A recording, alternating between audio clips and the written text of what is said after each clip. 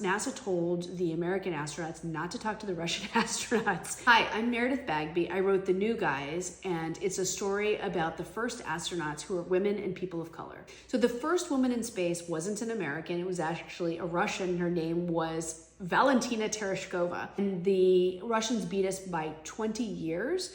The first American woman in space was Sally Ride, and she went up in June of 1983. One of my favorite stories about Sally, after she was the first woman in space, she went on tour. And it was sort of a requirement at that time by NASA to do kind of the public-facing tour, both in America and abroad, to celebrate their accomplishment and also to give props to NASA for the accomplishment.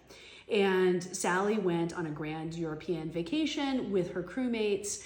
And there's this great story about how she and the Russians astronauts were all in the same place at the same time at a party.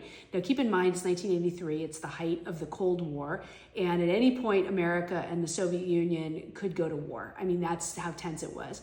NASA told the American astronauts not to talk to the Russian astronauts. Don't engage with them, especially don't be photographed with them. That's how tense things were. But Sally couldn't help herself, and she arranged a secret meeting with the second woman in space, Svetlana Savitskaya, mainly because Svetlana was the second woman in space. She had gone up into space in 1982, and she was basically the only person on the planet who understood what Sally was going through, the media attention and the experience of going to space as a woman. There was still a lot of sexism, and I think you can see that sexism in terms of questions that Sally got. I mean, she was asked about what menstruation would be like in space, would her reproductive organs be safe in space? So they arranged a secret meeting at somebody's apartment. Sally's husband at the time, Steve, didn't go.